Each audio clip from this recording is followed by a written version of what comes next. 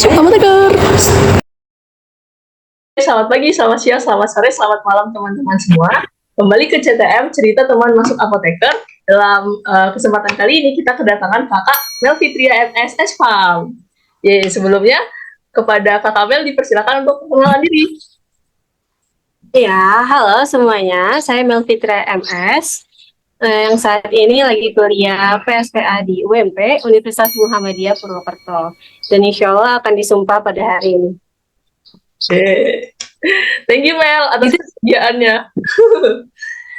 Mungkin bisa langsung ke pertanyaan ya Mel. Jadi sebelumnya Mel itu habis lulus dari S1 itu tes PSPA di mana aja dan itu tes beberapa kali pas lulus di UMP itu? Oke. Jadi kan aku lulus S1 dari ITERA di bulan Juli. Nah, sama juga sama Kak Pira ya.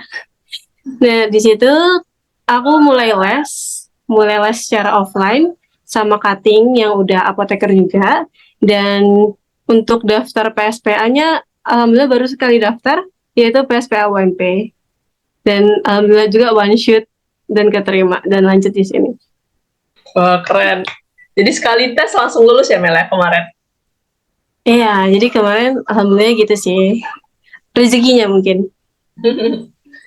Alhamdulillah. Kalau misalnya di UMP itu tesnya ada berapa tahap Mel?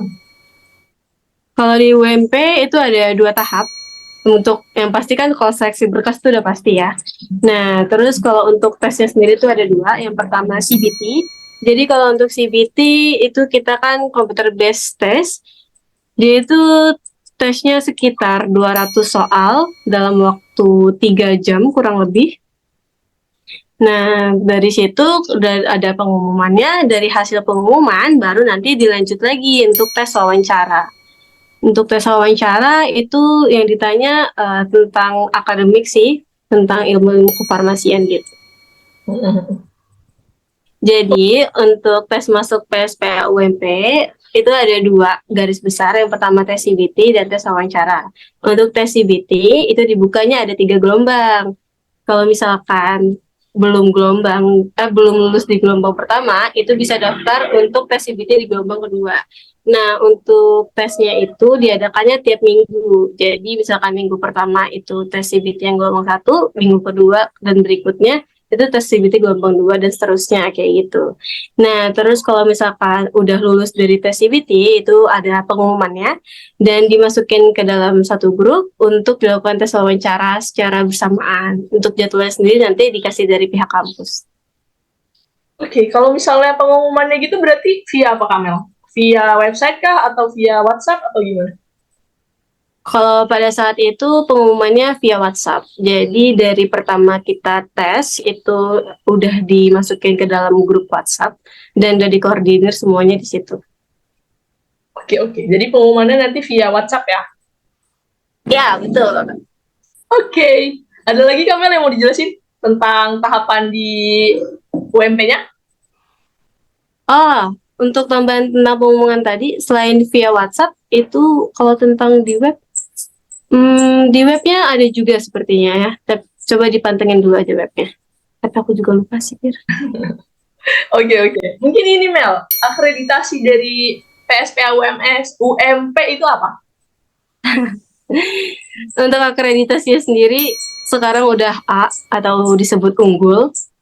Jadi ini bisa masuk pilihan kalian kalau misalkan kalian mau lanjut ke sini. Ada, kalau menurut aku ya ngelihatnya, untuk dari versi aku, untuk kampus S1 kita yang masih akreditasinya C, itu nggak semua kampus buka pendaftaran PSPA. Mungkin ada beberapa kampus ternama dan terbesar gitu yang buka, tapi selebihnya itu kurang gitu, karena biasanya minimal B. Jadi untuk kampus yang akre C, itu bisa masuk ke kampus yang akre A, itu udah oke banget sih. Kayak gitu. Karena dari segi pendaftaran berkas aja itu udah ada syaratnya tentang akreditasi sendiri. Oke. Kalau misalnya di angkatan Mel itu eksternalnya ada berapa Mel? Dari satu angkatan berapa, terus yang eksternalnya ada berapa? Nah, jadi aku tuh masuk angkatan ganjil ya, angkatan PSPA 37. Itu emang kalau ganjil itu, kalau di sini ya, biasanya kebanyakan anak internal. Jadi untuk anak eksternalnya itu 30 orang dari 120 sekitar itu. Oke, oke. Kalau pas tes dulu yang daftar berapa Mel? Yang seleksi berkas dari berapa sampai akhirnya yang keterima cuma 30 gitu. Kalau yang aku lihat dari tes CBT mungkin ya, itu dari dikumpulin dari gelombang 1 sampai akhir total ada 600 mahasiswa S1 yang daftar UMP. Oke, oke. Jadi dari 600 orang itu kesaring 30 orang yang keterima dan hari ini akan disumpah. Wah, keren. Oke, mungkin ada lagi Mel tambahannya? Cukup sih. Kayak gitu dulu ya kalau tentang pendaftaran ya.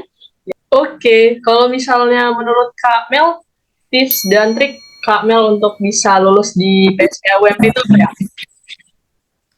Tips dan trik sebenarnya kalau dari aku tuh nggak banyak sih yang kayak gitu, karena jujur aja untuk waktu belajar itu menurutku masih sedikit ya, karena baru sebulan dari mulai les itu belum sampai sih, itu udah mulai untuk masuk tes. Dan untuk persiapannya yang pasti belajar, kalau bisa temuin mentor yang cocok. Terus yang kedua, latihan sama kawan sih.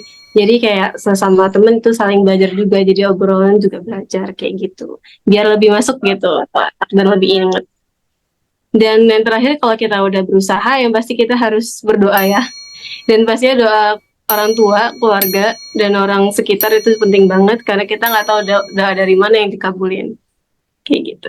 Untuk sisanya tuh kita percayain aja sih sama yang di atas. Kalau memang udah rezekinya bakal dapat, tapi kalau belum, mungkin rezekinya di tempat lain. Dan jangan nyerah sih pastinya. Oke, oke. Keren-keren. Jadi hari ini Kak Mel mau sumpah ya guys. Malah kita gangguin wawancara. Izin lanjut buat kayak pertanyaannya mungkin dari kuliah. Ketika teman-teman nanti udah masuk PSPA, mungkin kan ada tahapan kuliah, lalu ada PKPA.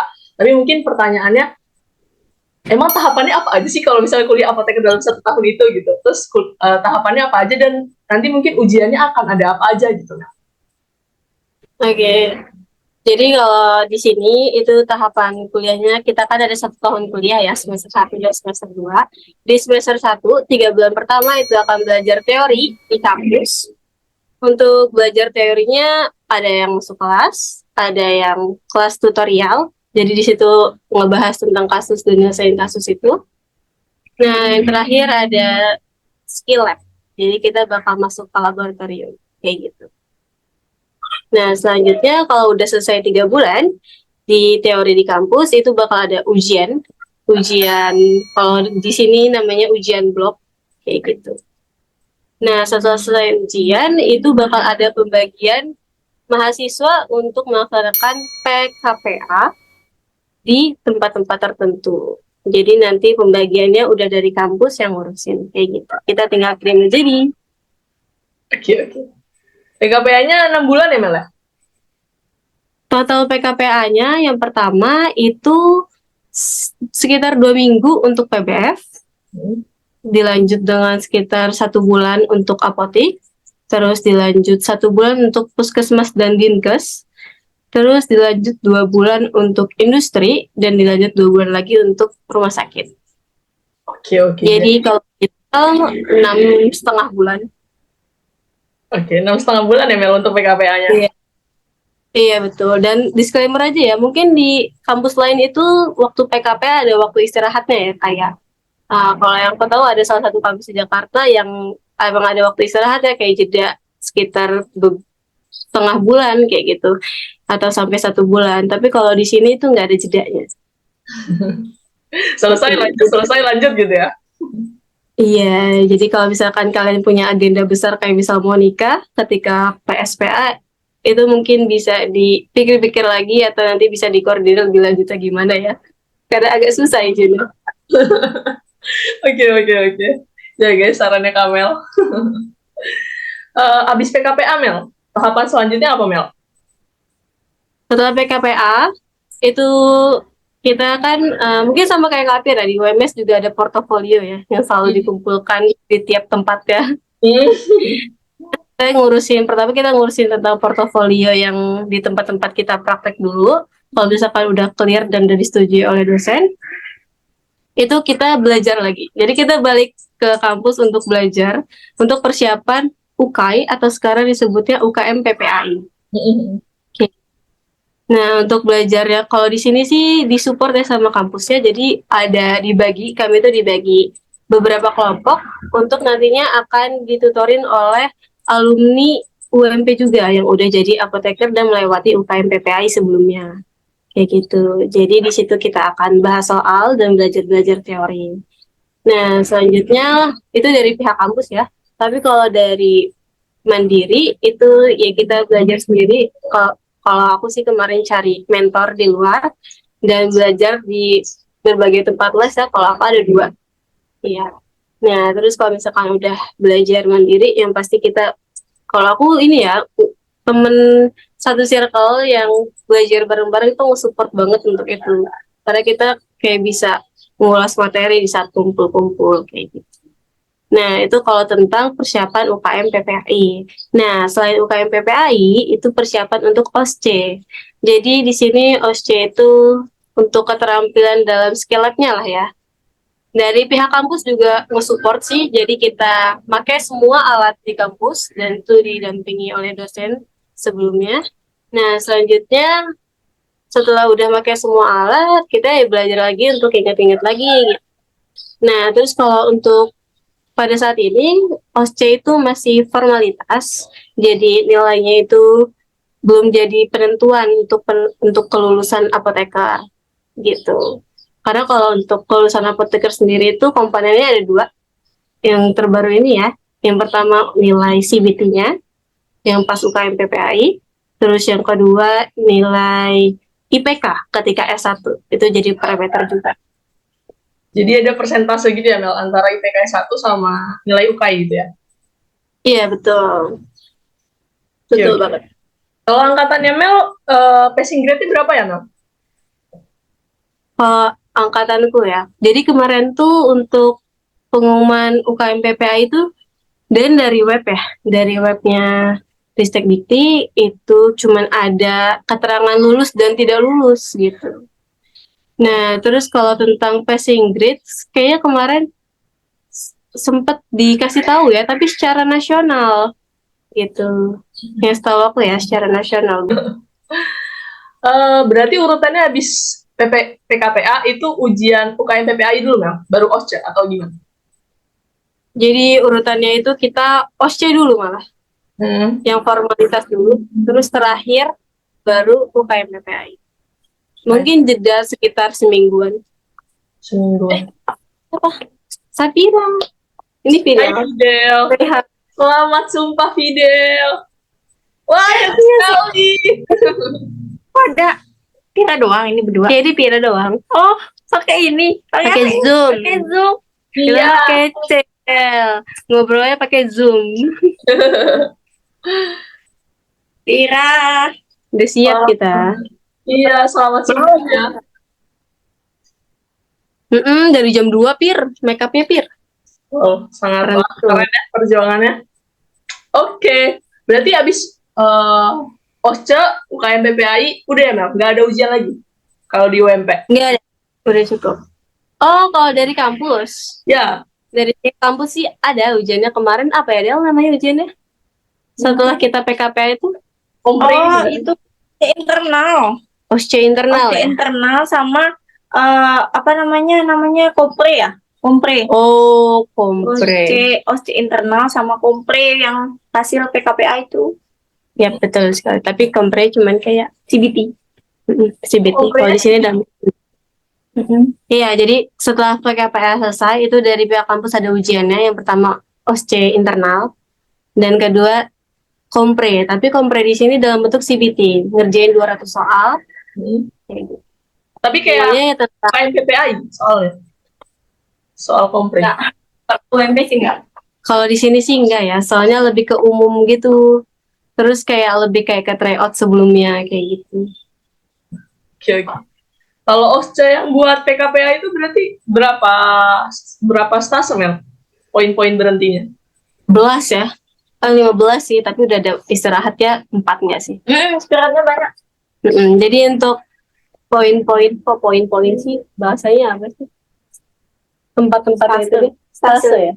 Per stase. Lu ngapain dah langsung? Oh alah, terima kasih Bel. Jadi kalau untuk stasenya itu tuh total ada 15, tapi di tiap stasenya itu diselingin sama stase istirahat sekitar 4. Jadi kalau yang beneran tesnya itu ada 11. Sisanya 4 Kayaknya sih buat istirahat. klinisnya 5 ya. Klinisnya 5. Habis itu teknologinya 3. Pengadaannya itu 3 juga kedua ya. Ya. Jadi kalau untuk post yang internal ini kebanyakan presentasinya itu buat klinis dibanding industri dan manajemen. Kayak gitu. Oke. Keren. Oke, berarti kalau misalnya itu OSCE kampusnya 15, kalau misalnya OSCE benerannya 10, Mel? OSCE nasional namanya Bira. Jadi kalau untuk OSCE nasional itu ada 10 stase, 9-nya itu isi soal dan satunya stase istirahat. Oke. Siap. Terima kasih banyak Kakak Mel atas waktunya. Maaf mengganggu di hari H yang sangat penting. Semoga lancar sumpahnya. Makasih Mel, makasih Fidel, makasih Farah. Hai di luar.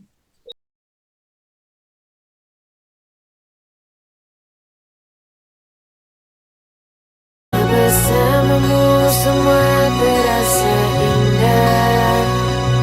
Bila gulana hatiku pun hancur sinar.